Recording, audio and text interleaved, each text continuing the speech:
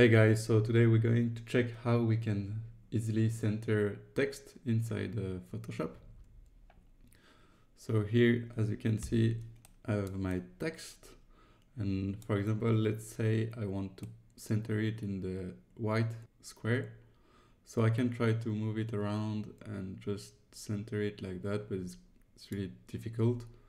So one easy way is to simply select the white square in question like that,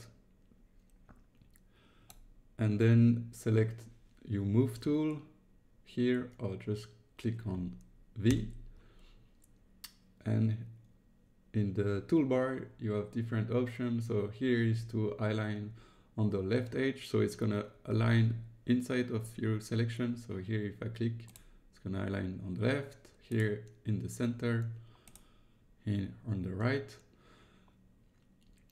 So let's put it in center. If we want to align it horizontally, it's going to be vertically, sorry, it's here. So as you can see,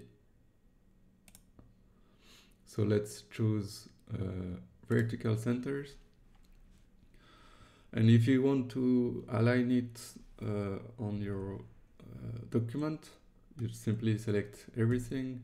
So Ctrl A, and use again the same option.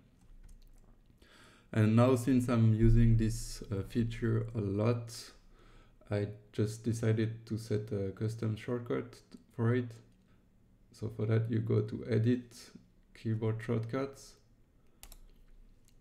and here you want to select the application menus, and it's under the layer, and you need to scroll all the way down almost to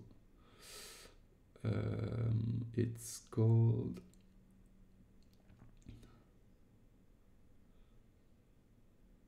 align layers to selection, and me, as you can see, I have set this shortcut, so Alt Control V for vertical centers and Alt Control H for horizontal centers.